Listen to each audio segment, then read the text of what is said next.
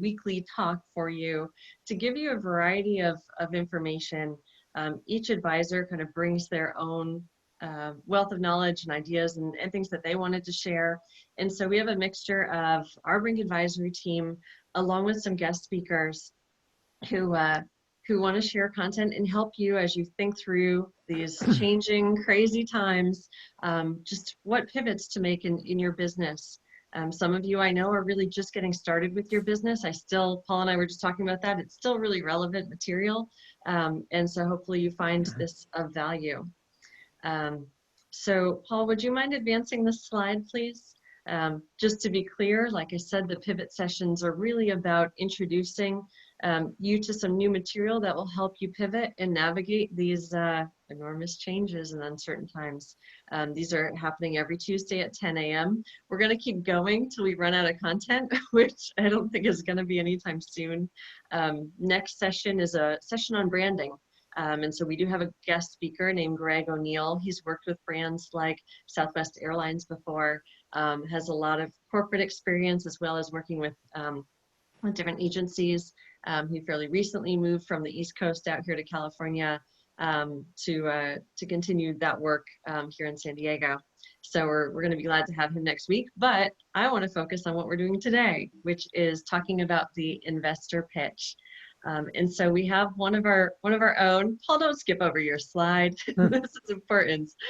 So Paul is one of our advisors who focuses on business plans and investor presentations. He's got a wealth of experience in entrepreneurship, from Octane and Launchpad up in Orange County, to actually working in the trenches on new ventures and new business development at companies like GT Communication, Verizon, and Qualcomm. He also has obviously some public broadcasting experience as Senior Vice President, General Counsel, and Secretary for the Corporation of Public Broadcasting over in DC. So also an East Coaster originally, but we're glad to have him here on the left coast. It's a pleasure to welcome you here, Paul Symczak, and thank you for sharing your thoughts with us today. Well, thank you very much, Lauren, and also thank you for your effective moderation of these sessions. They've really been great. So I'm just going to dive in. It looks like it's time to pivot for some of you. And this is the sort of thing that's going to happen a number of times over the course of any company's evolution. But in these particular economic and social disruption times, there's a greater motivation to want to re-examine the course that you're on. So what do we want to talk about this morning is how you can use the classic investor deck to communicate a change in your business direction, and also to use it for alignment with your teams, because as you go through the development of new business models, not everybody is always on the same page. Now, obviously, you're going to continue to use your the regular public relations, social media, and other communications tools. But we think that this investor presentation can be used as an effective tool in addition to that, because it also gives you an opportunity to talk about your true business value proposition. So the idea of using an investor presentation for other than just trying to raise funds is nothing new. Bill Gurley, who many of you might know, is a well-known venture capitalist in Menlo Park. And a few years ago, he published an article called In Defense of the Deck. He was getting a lot of entrepreneurs coming to him without any materials and just trying to pitch their companies, which in Silicon Valley is not an unusual thing. They tend to invest a lot more based on personal relationships. But in the rest of the world, I think there's always a need for some sort of presentation that can guide your discussion. So I'm just going to take a couple minutes to go over some of the points that Bill made in his article about why an investment presentation is important. First of all, the importance of the narrative. He was saying a well-organized deck will gradually transport the listener to the desired conclusion, which is, this is a good investment. Secondly, as someone who's making the presentation, a well-organized deck can help you control the tempo. and guarantees that you'll make all of your arguments in the right sequence and within the time that you've been given. The numeracy component, as you all know, businesses run on numbers. And it's been shown that charts and graphs and tables and orders of magnitude are much more efficient than just words alone in expressing the complex arguments of why you should support a business. This is the next one, the storytelling, is a point that I think is important for today. CEOs and founders spend a large time recruiting people, raising money in later stages, doing business development, and meeting with large customers and other prospects. It's highly unlikely you'll be able to be very effective in doing these things without a well-structured deck. And of course, the process of developing the deck, which is what we have done at Launchpad in Orange County and what we do at the Brink, is something that is the process itself is valuable. As you and your team start to lay out things like, how do we position ourselves in the market? How do we change our business model? What are the right pricing assumptions, or which market focus? And who do we recruit? You're likely to find that there's a lot of differences of opinion. If you use the process to sort of reach consensus with the rest of your team, then you can use this pitch deck as sort of a template that everyone can use as they go out and evangelize your company. And finally, if you look at any of the leading CEOs, the sort of superstars of the business, whether it's Jeff Bezos or Mark Benioff or Elon Musk or even Steve Jobs, you'll see that they always had a very well-structured deck that they used as guiding their delivery when they had important announcements to make. So what we're trying to say today is, if you create this deck that has all of the components that investors are interested in, and you put it together in a logical flow, a flow that makes some difference to how the argument is being received, you'll create this compelling story, which we think is effective for a number of reasons. You don't need to have, the important thing for those of you who are in technology is you often get tempted to just dwell on how wonderful your technology is. But I think you have to remember that this is not intended to be a technology review or a peer review. It's intended to be something that gets investors excited. So the key of these early investment presentations is to get the next meeting, because at the next meeting, you'll start to get more and more in depth about not only your technology, but your business plan.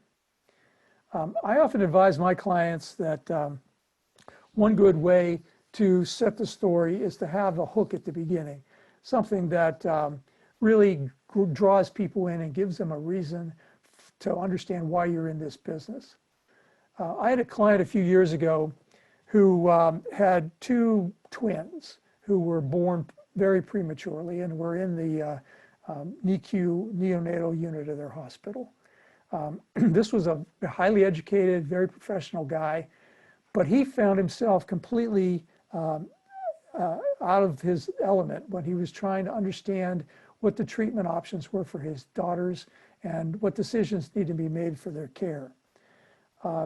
So what he decided to do was create a robust, easily searchable, and understandable database to give parents the information that they needed for this critical time in their children's lives. I certainly hope most of you never have to go through the trauma that my client went through, but I think his story gives a real meaning and a real context for why he was in the business that he was in. The other thing that I often recommend is you are telling a story. And what professional storytellers often do is create a storyboard, how you want your story to flow from the hook at the beginning to the conclusion at the end, and all of the components that are important to that investor. But at the end of the day, the presentation should answer the question, why should I invest as an investor? What's exciting to me about your product and your business, and how am I going to get my return? Now, that said, we're going to go through some components that should be in every deck. But every deck also has to appeal to the audience you're speaking to. And I think you need different versions of your deck for different audiences.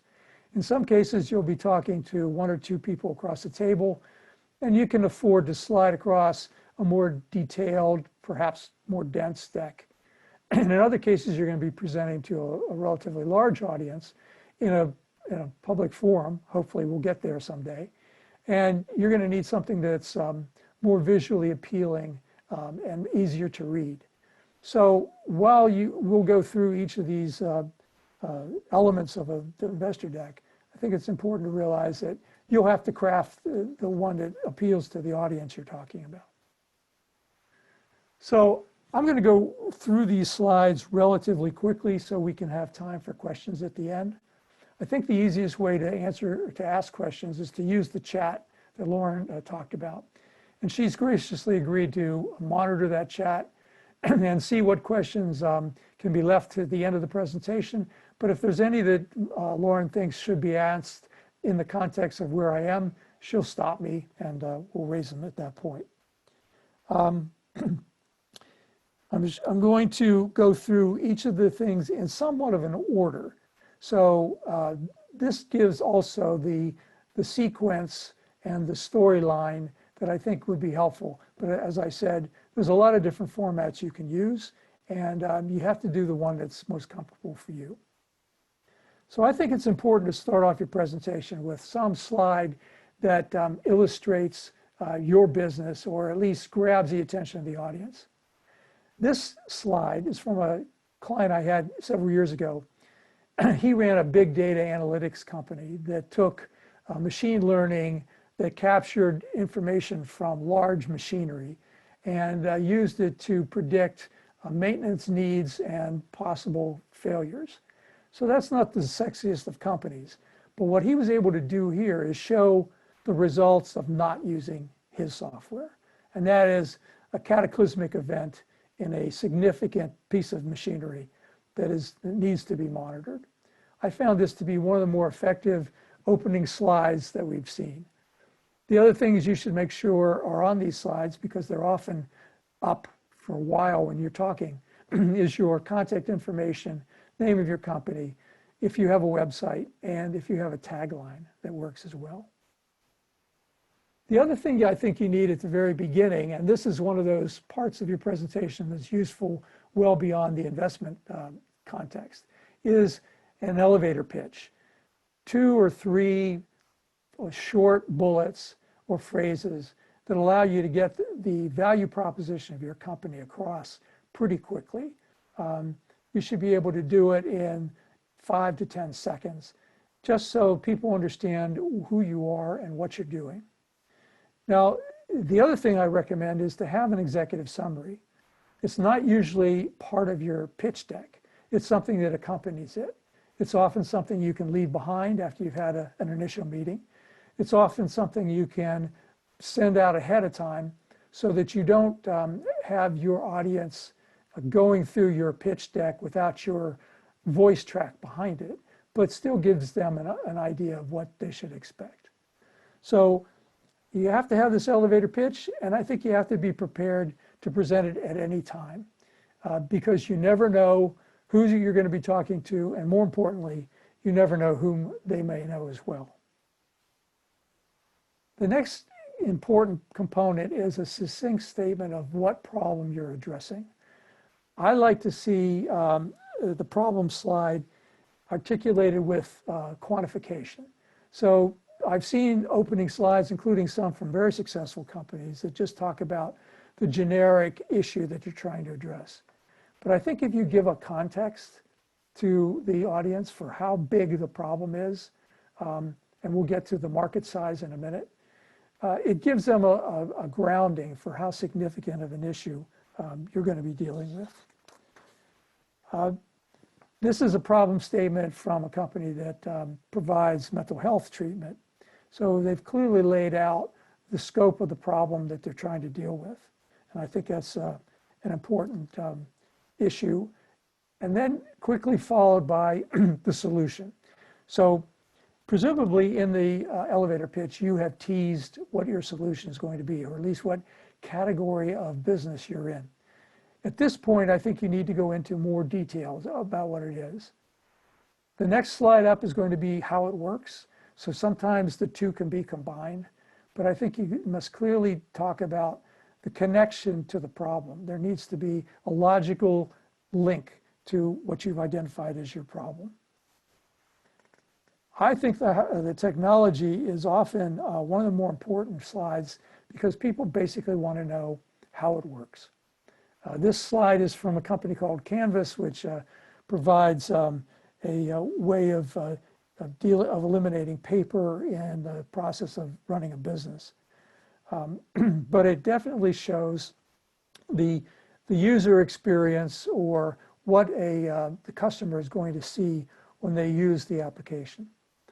What's important here, not only in technology, but also particularly in lifestyle or life science companies, is have you proven that it works? Is it more than just a concept? Is it more than just a proof that in some settings, the technology does what you claim it's going to do? And more importantly, do you have a minimum viable product that you can say we've used in a test state so we can demonstrate that the solution that we have put out here actually works the way we claim it works? The next question is, okay, it works. How do you prevent other people from just coming in and taking the same thing that you're doing and replicating it? There's a number of ways that you can protect what I call the sustainable competitive advantage that you may have over others. The one that we think of most is a formal government granted protection, like a patent, a trademark, or a copyright.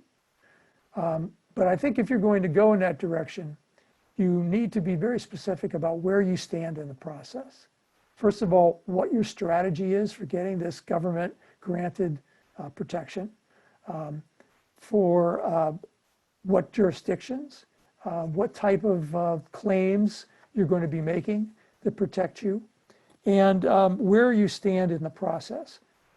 I have had clients who have come up and said that their technology is patented, when actually they mean they've filed a provisional patent, or they may have had some early office action.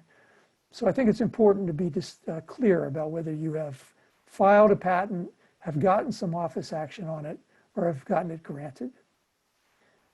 Another component here is freedom to operate.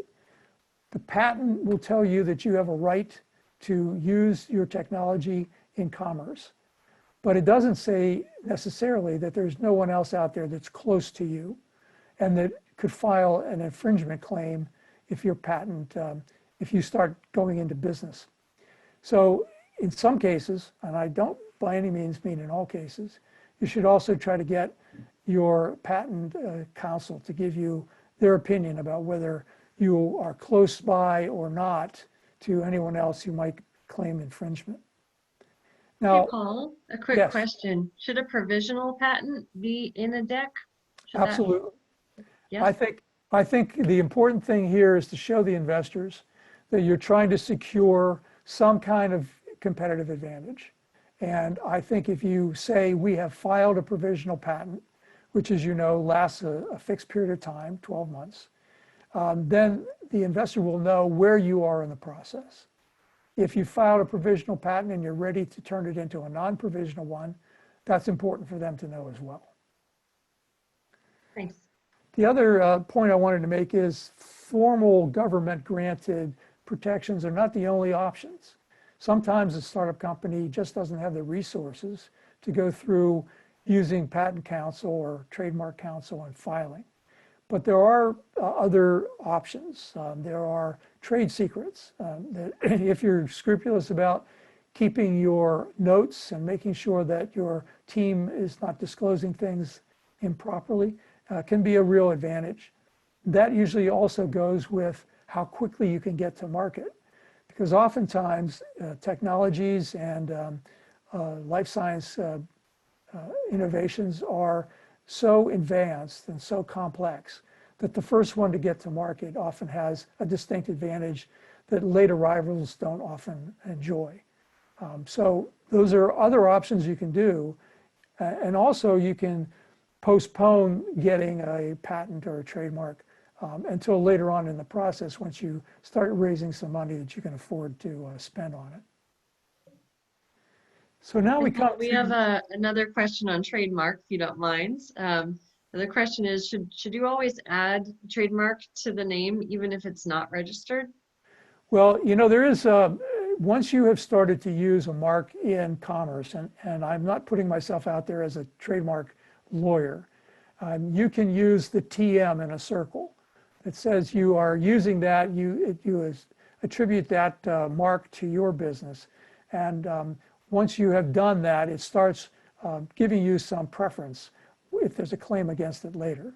However, that's different than the registered R with a circle, which is what you can put there only after you have copyrighted it. Thank you.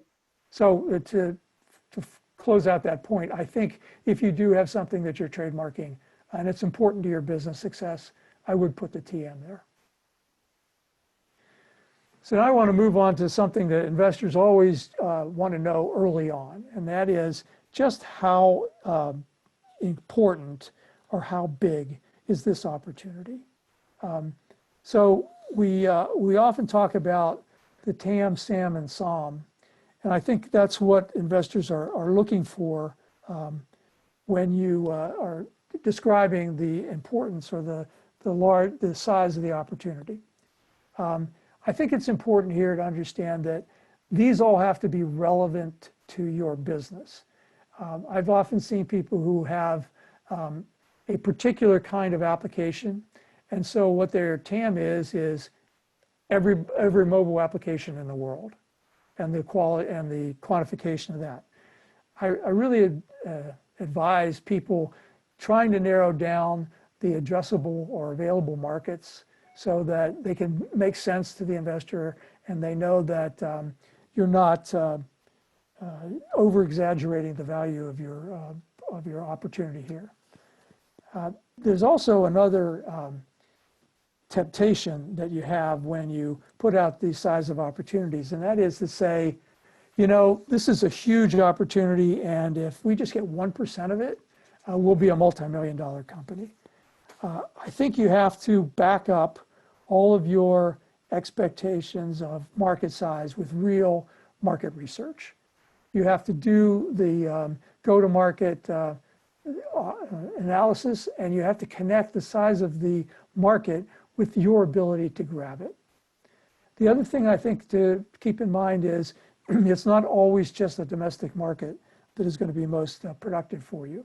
So if you have an opportunity to do more than just US, you need to quantify that as well. I think it's a really critical stage to let the investor know that you've been thinking about how you're going to grab this market and what the real level of penetration that's relevant for you is going to be. Of course, then the question is going to be, who else is doing this? What are the other players that we're going to be working with? I think my recommendation here is often to have a simple grid like we're seeing here that compares meaningful features of your product with the features of other companies that are in the same space.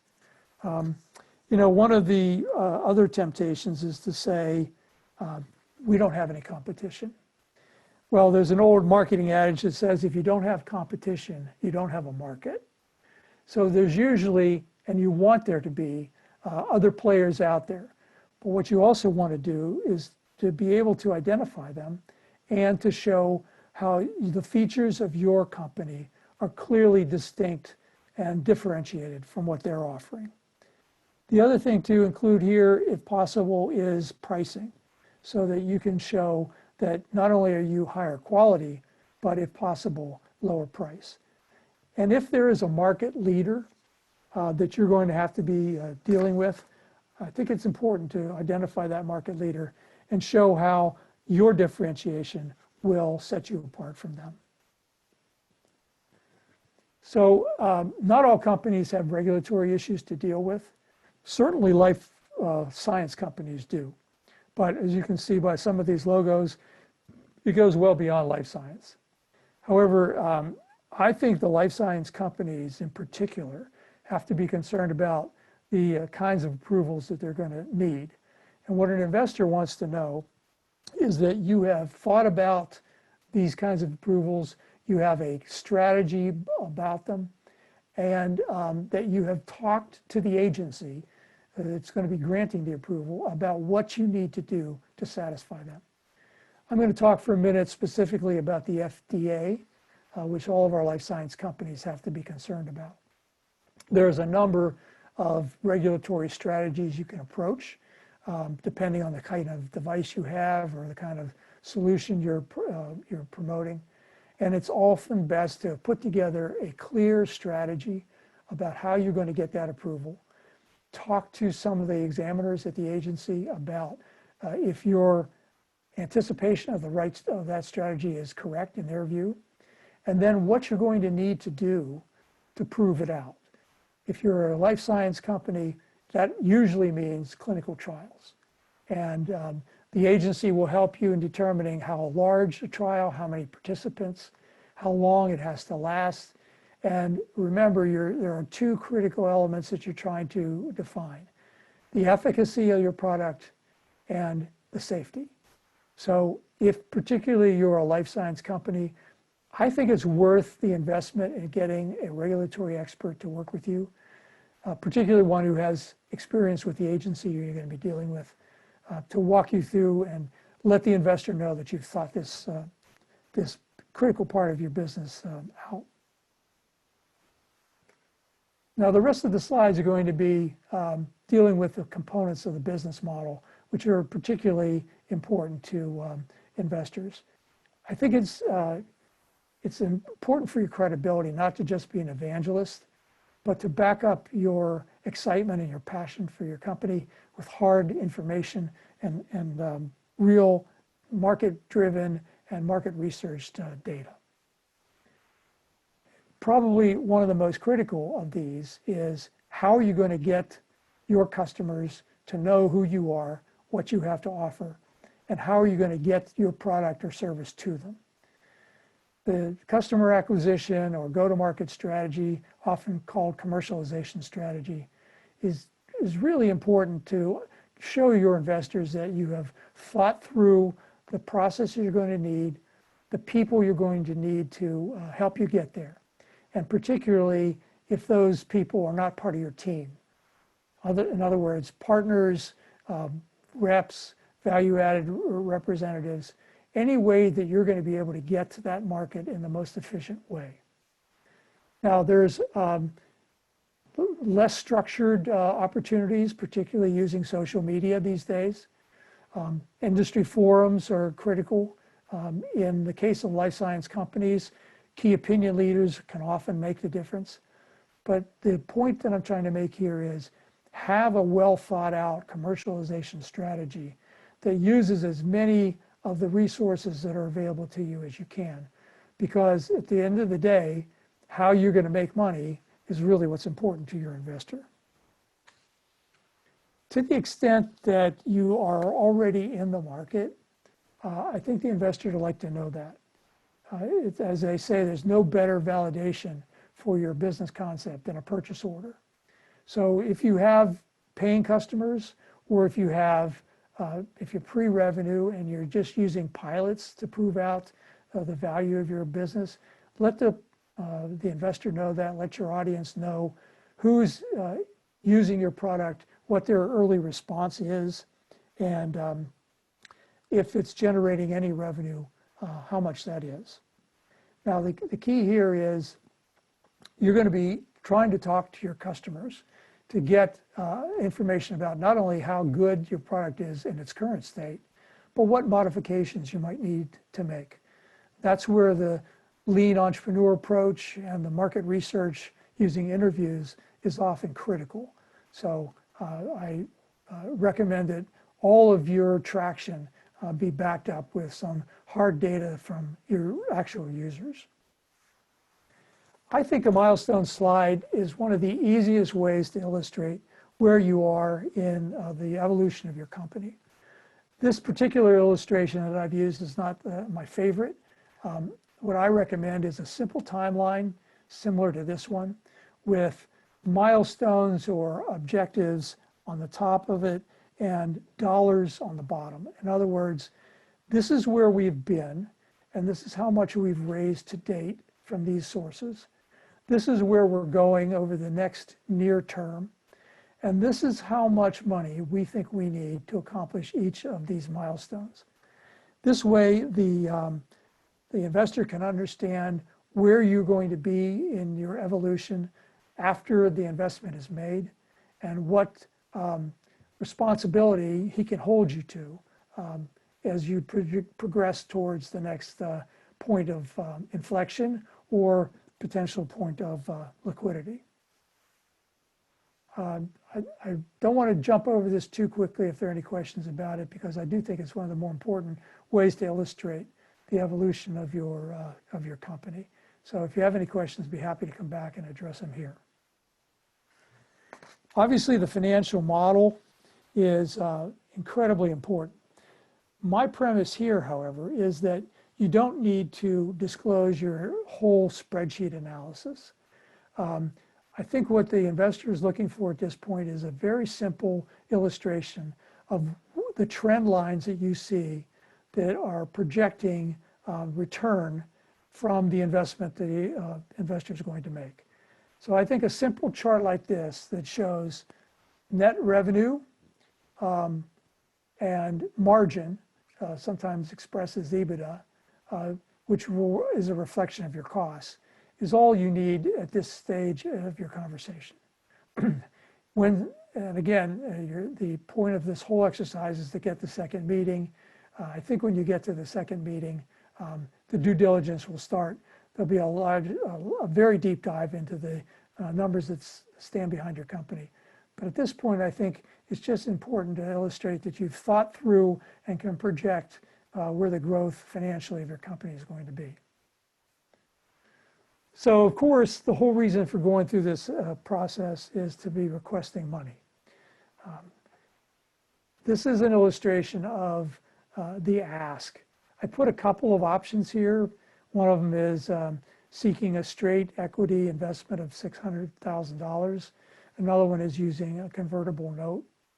There are many options for how you want to structure your financing deal. And I don't intend to go into them here. Actually, I think Benton is going to have a session in a couple of weeks where he's going to talk about the investment environment. And I suspect he's going to talk more about some of the other options that you have and which ones might be best for the current environment now. But the point I'm trying to get across here is you need to talk about how much you're asking for and in what form you're looking for that investment. And I think it's important to tie the use of funds back to the milestones that we talked about in the previous slide.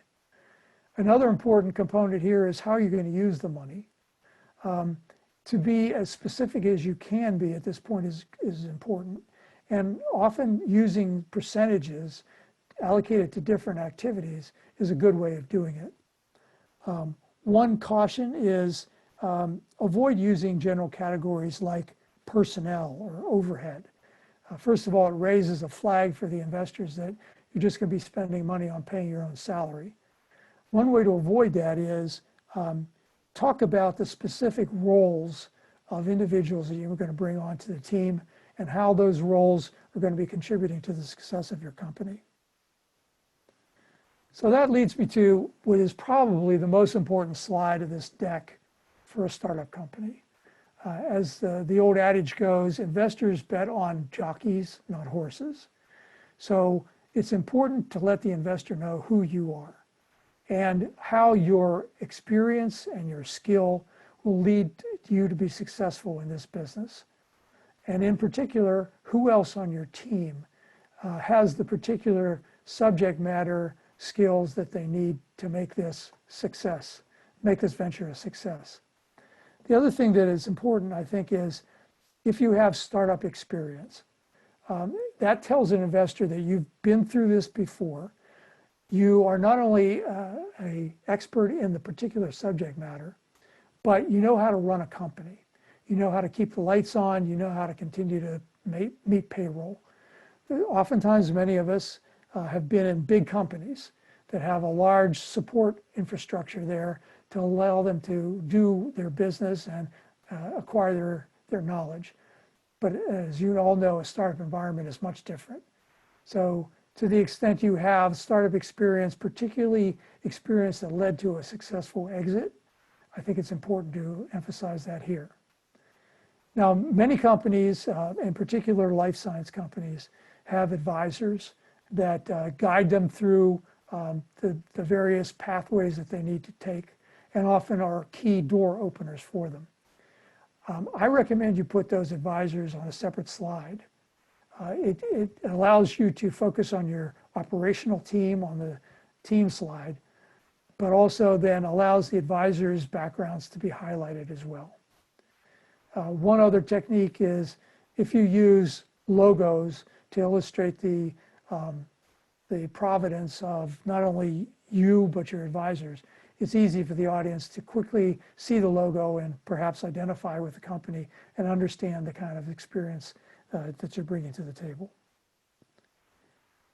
So ultimately, the investor wants to know, when am I going to get my money and how much? And that usually is the result of an exit or a liquidity event. Now, obviously, one clear option is to continue to run a company indefinitely and just generate profits that over time will pay the investors back. Also, an IPO is an option that will have a clear point in time when you turn into a public company, and that transaction will give their investors their return. But I think there's the acquisition market is increasingly the option that many companies are using. And in the case of some life science companies, particularly ones that are in the pharma business, the acquisition is really the ultimate route. They don't have the skills and they don't have the money necessary to commercialize this product.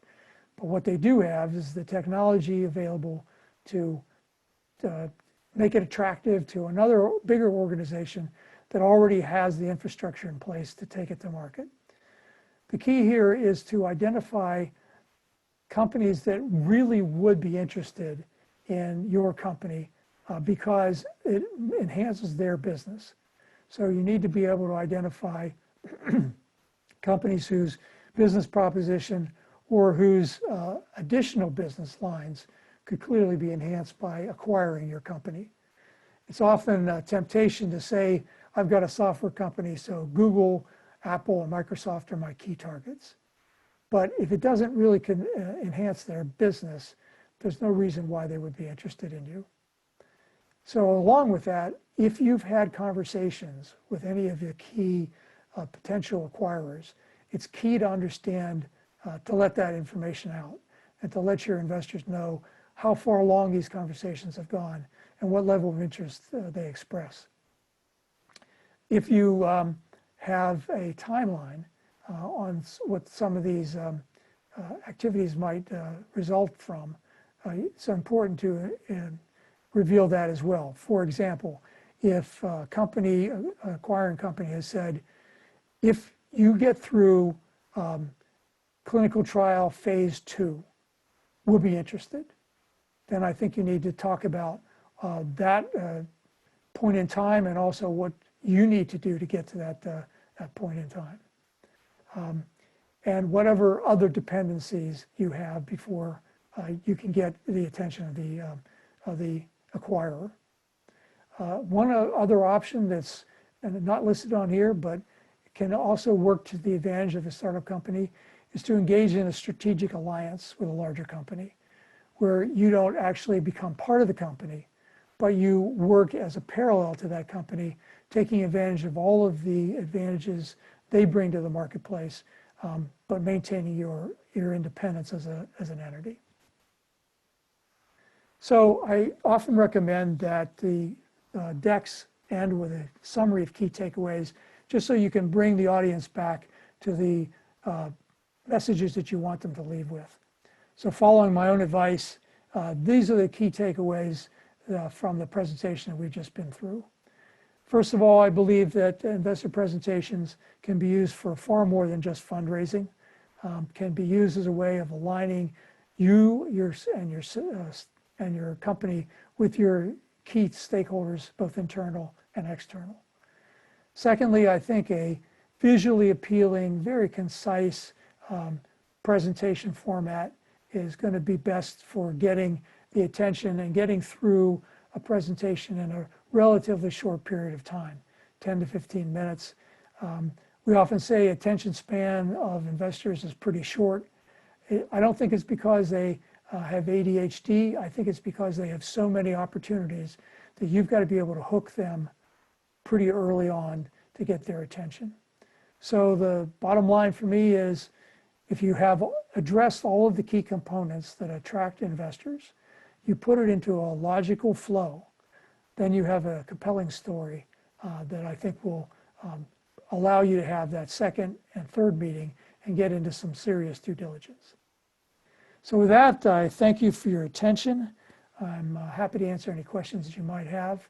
And if there's any follow-up after the session is over, you can get in touch with Lauren and we can reconnect that way.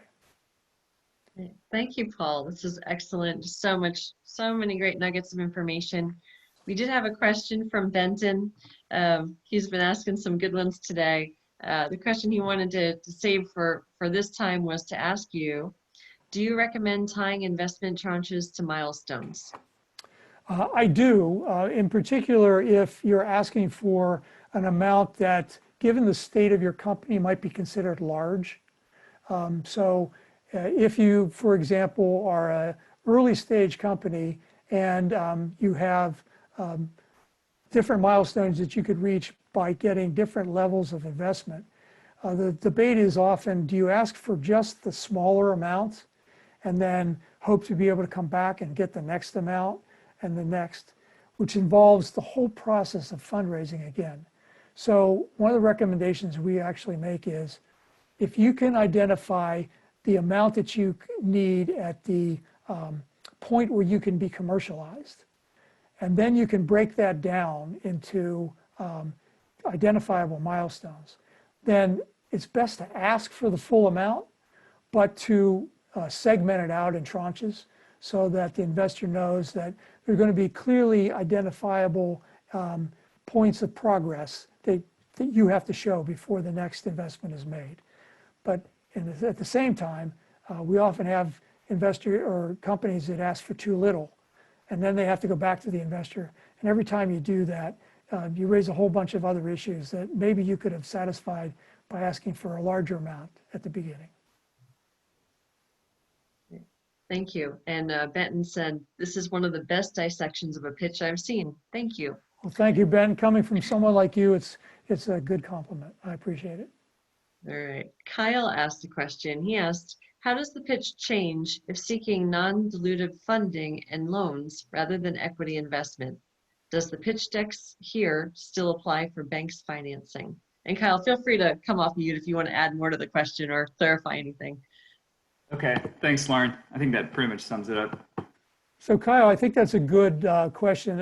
In my view, you're going to have the key components of your business plan, whether you're applying for an SBIR grant, whether you're going for a loan from a bank, or whether you're trying to get an angel investor to be involved. And that angel investor may be more interested in a convertible note than they are in a straight equity. So my answer in the short term is yes. You need to have all of the components that we've gone through in your deck. When you get to the ask, there you can say, we think we can get to a certain point in the progress of our company without giving away equity early on. And oftentimes, that may be the best solution, because if you are able to get to commercialization, then the revenues that you generate can drive the growth of your company rather than giving away equity. So I think this basic format of how you're thinking through your business proposition and your value is critical, whether you're going for equity or some other way of raising funds. Okay, great. Thank you, Paul. Well, I have a question, and this may be something that you'd put into a go-to-market slide, but say you're a food product or just in general a product company that has to have a wholesale strategy as well as direct to consumer, and so you're starting to think about approaching buyers. Do you include that, and at what point does it make sense for an investor to see like, oh, I'm in talks with Whole Foods or or Trader Joe's or whatever it might be in terms of going to market through that channel? How would you address it? And if you have plans to talk to someone versus actually talk to someone, does it make a difference? Well, I think to the last point, it's important to reveal your plans. Again, it's important to reveal your strategy and your thinking about going to market.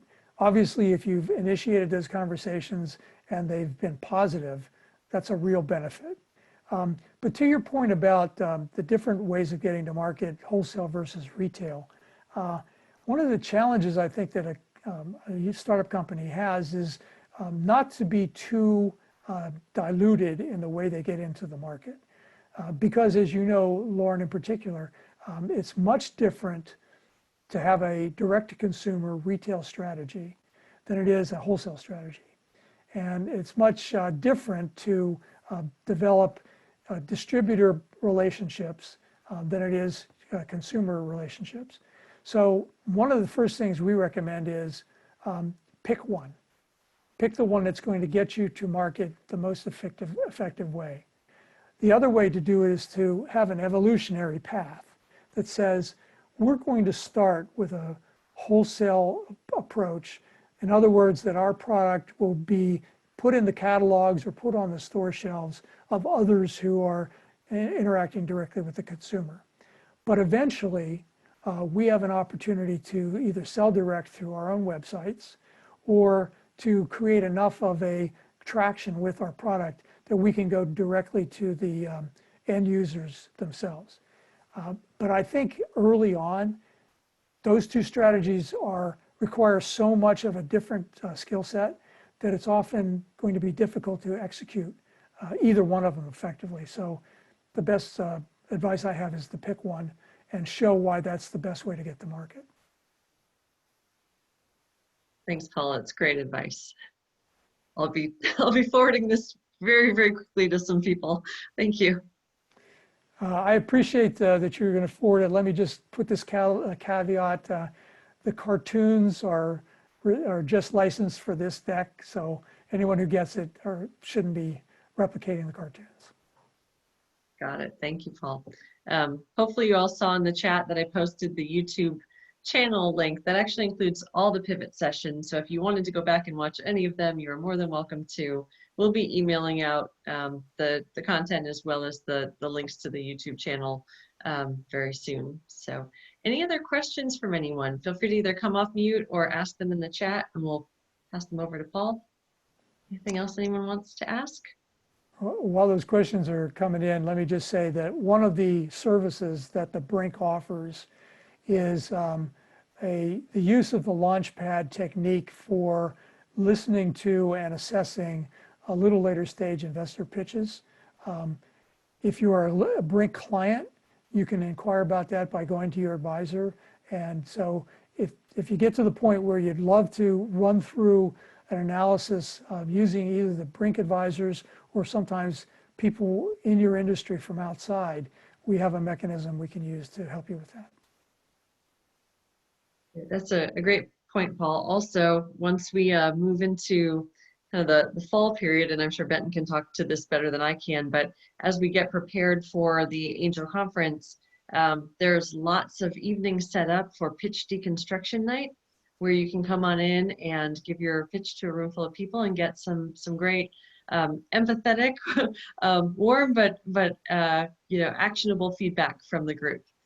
So please, I think it's one thing to create a great set of slides, but what's very important and what I always say to people is that, you're the singer and your slides are your backup bands. So when you're on stage presenting it, you really have to make sure they work well together. And so it's important to get some practice. Start with your mirror in your bathroom, but then, get in front of a group of people soon. We've got another question here, Paul, for you, which is, should the decks change in the pandemic? Well, we've seen a number of companies who have tried to weave in the COVID-19 issue into their decks. And sometimes it feels like a forced fit, but it's the topic on everyone's mind today. And so they're trying to align themselves with that topic by making some component of their business relate to COVID-19. I think you have to be very careful about that because sometimes it just doesn't ring true. If you have a software product that doesn't really relate to work at home, but you try to force it into that, it just doesn't have the impact that you'd like. On the other hand, if there is a true advantage, and some of our companies have gotten a lot, well, the application we're using right now is a good example of that. Prior to the pandemic, very few people were using Zoom. Now everyone is. Their market value and their stock prices skyrocketed. So if there is a real logical connection between the current crisis and your product, then yeah, you can feel free to weave that in. I wouldn't have it take over the pitch, though. I mean, the basic core values of your presentation and of your company need to be there. If you have decided to pivot your company to respond exclusively to the COVID issue, that's another matter. But my guess is the majority of your companies existed before the pandemic, will exist afterwards, and the pandemic just gives you an opportunity to maybe exploit a slightly different audience. But I wouldn't abandon your original value proposition just to take advantage of our crisis. Any other questions for anyone? All right, we are at the top of the hour. Paul, thank you so much for what a great presentation this was, and thanks everyone for your participation.